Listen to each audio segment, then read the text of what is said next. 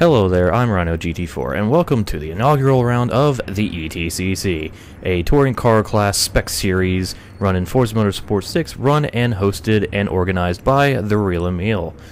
This first round takes place at the Brands Hatch Grand Prix circuit. It is a 12-lap race with a 13-car grid and a random grid selection.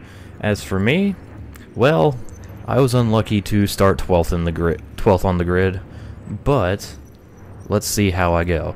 Or let's see how I do, excuse me. For I have quite a big challenge up ahead of me for the first ever race, starting at the back. So here we go with the start of the ETCC. I get an okay launch off the line. I am driving the BMW M235i. All cars in this series have been tuned to very specific stats and tunes by the Real Emil, so every car is on a fairly level playing field with plenty of balanced performance. As we go around the first hairpin, everyone getting away very cleanly up until this first left-hander. Have a little argy-bargy. We actually had Emil in the yellow and blue Ford, as well as Harry 5K in the pink Ford, having a little tangle, but they worked themselves out and no major damage was done. As for me, well, I've made my way through the pack. It gave me a little advantage there to make my way through quite a bit of the pack. I'm already up to 8th position after my 12th grid spot, giving Emil a little bit of a block here, running a very defensive line into the first sweeping right-hander of the main Grand Prix section of Brands Hatch, which is quite a difficult track. Emil got a run off the turn, unfortunately, got to my inside, and we had a little bit of a disagreement over who should yield to whom, as the lead pack of 7 cars was starting to get away from us already. Eventually, Emil would take the position for me, but this is only the beginning, as I now proceed to chase Emil. And up front, we get a free overtake here, as I believe that was H. Pinder in the, I forget what he was driving, I believe a Peugeot. Oh, and his day's going from bad to worse. First, he goes off at that last left-hander, dropping a bunch of spots as he started on pole. Now he's way in the back, and he also had an incident with the white Volkswagen Scirocco of Blitz Skyline, aka Boost and Ethanol. But here we go, lap 2. Ran a little wide off the first turn, hit the curbs. The curbs are very treacherous. That outside curb at turn 1 is very treacherous, and the inside curbs. Luckily I kept it under control, and now we just have this little 4-way battle pack that I hope to saw myself through. Getting a little run off that first left-hander, looking the inside of Emil, diving down into the sweeper onto the main Grand Prix straightaway, and clear of Emil for 7th position, or 6th position actually, because of the Pinder's incident. I also got a really good run on one of the other BMWs driven by Afternoon 7, a very nice BMW livery. Ooh, a little bit of a sketchy corner entry from both of us. I had to brake late to try to complete the overtake, and 7 almost lost control of his car, but luckily we kept everything clean, and Emil tries to take advantage as well to get around 7. Does he complete the pass? Yes, he does. So Emil up to 7th position as I move up to 6th. So 12th to 6th in less than 2 laps. Considering how not very good I am at racing cleanly, I'm honestly very surprised about this. So 2 laps down, we have 10 laps to go, and the next person on my list of people to overtake is the very, very nice liveried Subaru of Jimmy. Jimmy T 1996. Can't remember the extra shit. I just refer to him by, just the main name part. As Emil is going to lose a position to Racing Heart GT, aka Mako, around the first couple corners. Oops, and I accidentally did that. Guess we'll just look at Jimmy for a half second here. Don't mind me. I'm good at controlling replays. A little bit wide off that turn as I continue the chase, as Jimmy also is catching up and beginning to put pressure on GTO out of nowhere, also known as Miller Milch 245. who had a very good start, almost led the first lap, but not quite, and he's kind of slowly moving down the order. But still driving his Peugeot very well. That Peugeot also has a really nice livery, a 90s Peugeot rally style livery, and it's quite good. As Emil manages to get back around, we have lots and lots of contact between Muller and Jimmy. Lots of argy-bargy going on here as they go up and down the hill, and I'm just... that allows me to close the gap right up to their bumpers, hoping that they don't crash in front of me, and if they do, I can avoid it. Luckily, they got away cleanly. I'm going for outside move on Jimmy here, but it wasn't going to work, so I decided to go for the undercut. I broke a little early into the last turn so I could bring my car right down on the apex, accelerate out, and try to get the run down the front straight and into turn 1 for the position. Does it work? Very late entry for me into turn 1. A little bit of a dive bomb. I accidentally dove underneath Muller, who was not able to react in time. We had some contact. I was on the inside curb, but luckily we were able to get away cleanly. And that loss of momentum allows Jimmy to get right back around me. So back to 6th position I go, with Emil chasing not too far behind in 7th position. Doing good. Unfortunately, the pressure is a little too much for Jimmy to handle as he runs very wide off the left-hander, giving me 5th spot right back. And I immediately turn my attack onto Muller to hopefully get my car into the top 4. As we go down the Grand Prix straight again, I believe this is lap number 4. I've already lost track of how many laps we've done. This is either lap number 4 or 5. I believe it's 4. So I take a very wide entry into the first little right-hand sweeper to try to get a the inside run off the turn on Muller. Didn't quite work out, didn't have the momentum, so I did the smart thing and backed off a little bit. And here is well, I'm not sure what happened. I think I locked my rear brakes ever so slightly, which gave me the big slide. Jimmy, I think in a completely unrelated incident that happened, within 2 millimeters of each other. I don't believe we ever made contact. Jimmy just missed the turn and ran wide while I locked the brakes and slid around. So unfortunate for Jimmy, as that moved him back many positions, all the way back to 9th position. So the battle for 4th rages on here as we get lap number 5. Getting the inside run off of turn 1 on Muller, diving into the hairpin, trying to keep a very tight line, avoiding those little bumps on the inside curb. We're still door to door as we move into the first left-hander, no one giving an inch. And I try to run a little wide to be courteous, give Muller plenty of room, but that also means a little less grip on that outside surface, so Muller is able to defend 4th position for now.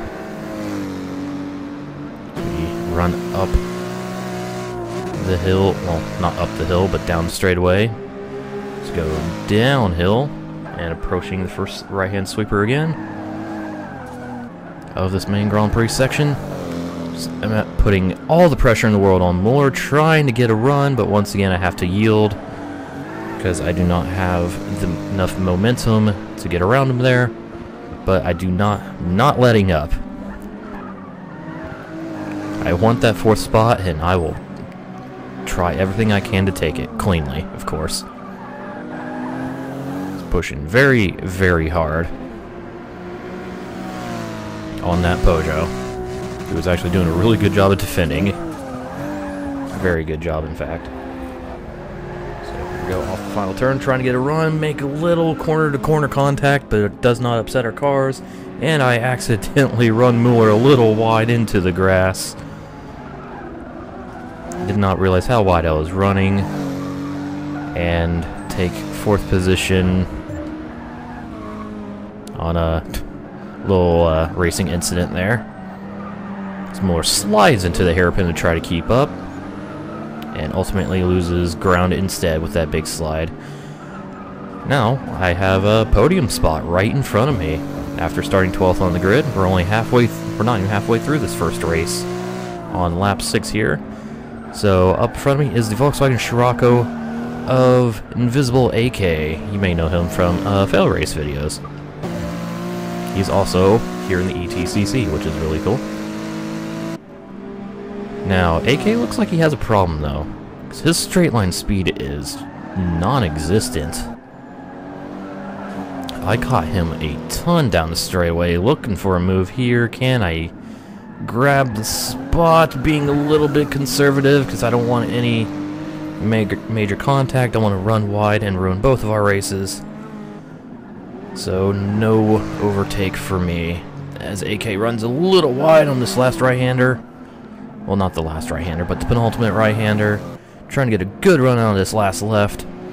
And swing to the outside, and yep, AK Scirocco definitely has some kind of issue. I believe he might have damaged the engine. He might have accidentally did some engine braking, and has damaged his engine, reducing his acceleration and top speed quite substantially as I get the fairly easy run out of the final turn, and onto the podium I go. Just like that. Now, spoiler alert, second place of Prod Forza 4 AMG, he's way the fuck ahead. Way the fuck ahead. And not really much happens to me for the rest of the race. I just kind of calmly drive on with third place. So let's go search around the field and find some other action. Here's a battle for 8th place between Harry in the Pinketeer Ford Focus, as it is called, and Afternoon 7 in the I believe 3rd position BMW, because I have the 2nd place BMW. These two battling hard for each other for 8th place, getting those valuable points. And speaking of valuable points, let's see what's going on in 10th position. We have Azza 9K running in 10th, and with Mako not too far behind. Mako trying to catch up to Azza to get into the points, because only the top 10 here in the ETCC will score points. So that means 3 drivers will not score any points. So Mako trying his hardest to close in on the 10th position, but let's rejoin this battle for 8th. As 7 and Harry push hard and are also catching the cars in front, as Mueller is suddenly just right in front of Harry. Jimmy goes very, very wide again, giving everyone +1 position. Unfortunately, just not a very good race for Jimmy, unfortunately. I've had a lot of off-track moments, usually at the same spot. Just, corner didn't work for him. So this little 2-car fight for 8th has turned into a 3-car battle pack for 6th position. So let's jump up the order just slightly to Mueller here. So we begin lap number 8, I believe this is. Mueller going very wide around turn 1, but he's staying away from the curbs, and it's probably a good idea, as all 3 congest very, very tightly on each other through the hairpin. 7 going for the pass on Harry, not quite able to make it. Harry gives Mueller a little bit of a bump, misjudging the braking point into the first left-hander, forcing Mueller wide, and unfortunately Mueller is the big loser here, falling 2 spots into 8th place, as 7 and Harry continue their epic battle, now for 6th position. So while these two may not have settled their battle yet, they're still making their way up the field together through the mistakes of others, the unfortunate mistakes of others, as Invisible AK has fallen all the way back to 5th place with his engine troubles, and Emil up to 4th. So our current running order is Microlin 100, also known as Pix Bunny, in the lead. We have Prod Forza 4 AMG in 2nd. 3rd place is myself. 4th is Invisible AK, who has gotten back by Emil. In fact, let's join this battle here between AK and Emil, because it seems to be pretty fierce going back and forth, despite AK's engine damage, which is definitely going to give Emil a huge advantage here down the front straight, as Emil goes to the right to take 4th position back from AK. Let's see if he can hold it now. Will he be able to hold the spot? Takes a very, very tight, slow lane in turn 1, hop the curb a little bit, Was able to defend despite AK giving him a bunch of little bumps throughout the turn.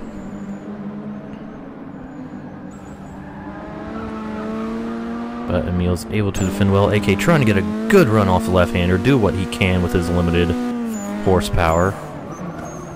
Trying to use momentum to his advantage, and is not able to find a way back around Emil, unfortunately.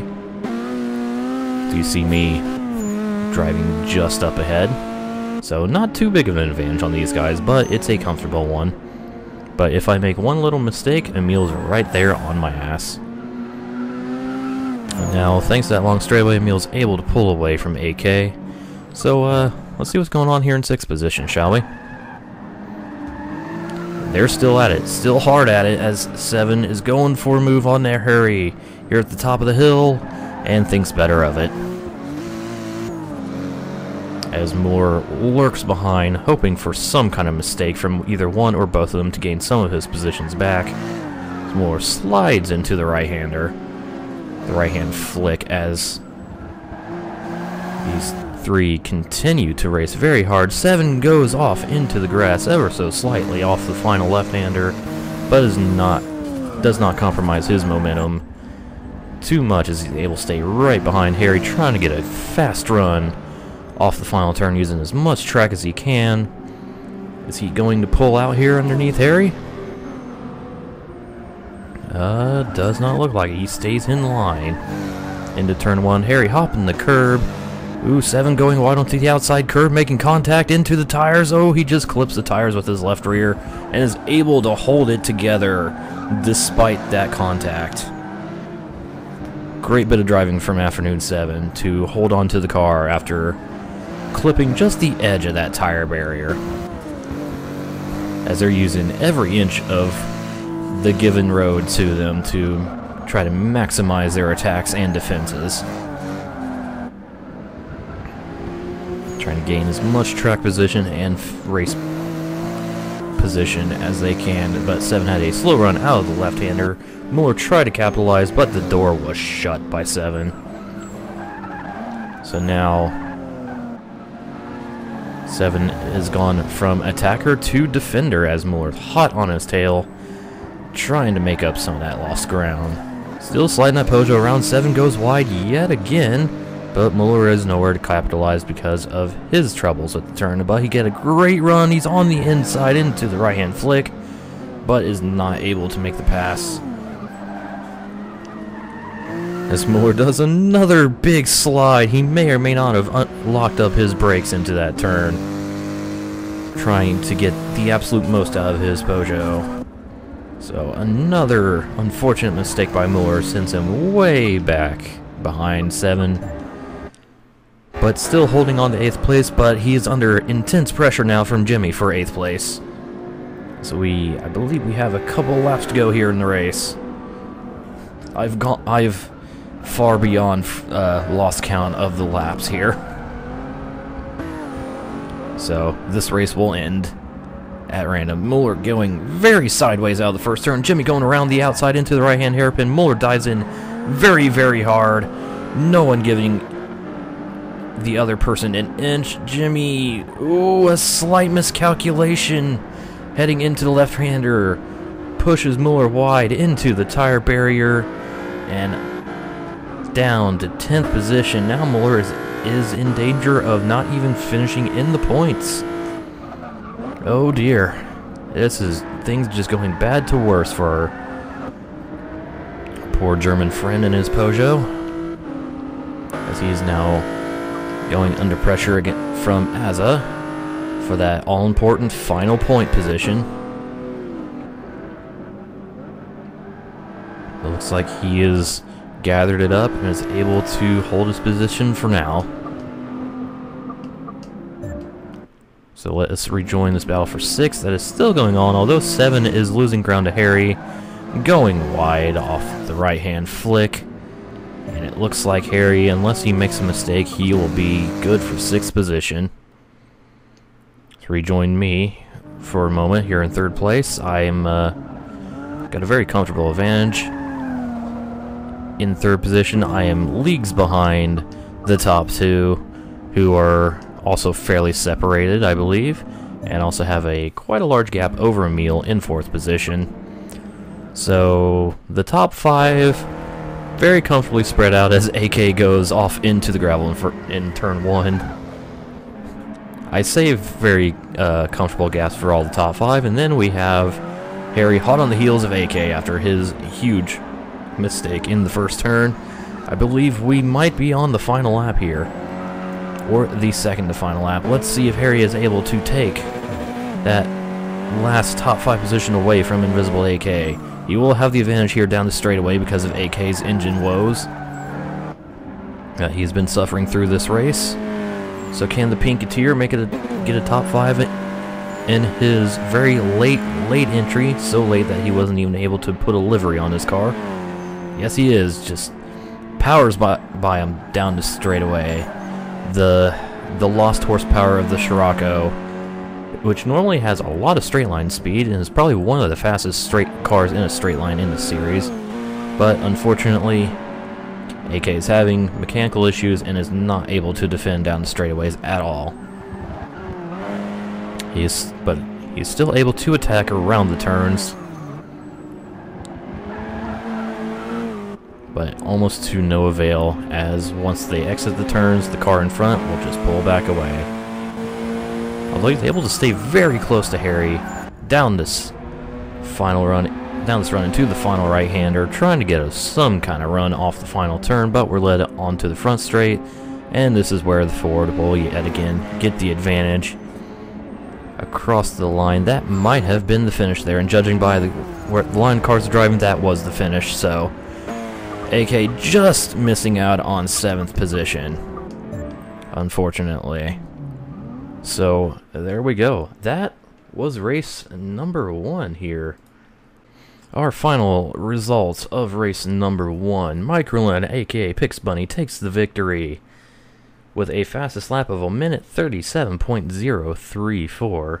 Prod Forza 4 AMG in the BMW takes 2nd position, just 3 seconds behind Pix Bunny. I take 3rd place, a very, very lengthy 30 seconds behind Pix Bunny. 1st to 3rd gap, half a minute. Yep. Those two were very, very fast up front. The real Emil, the event organizer and host, finishes 4th place in his own creation. Just 5.5 seconds behind myself in the leading Ford Focus. Harry in the 2nd Focus gets that top 5 finish just over Invisible AK on the last lap.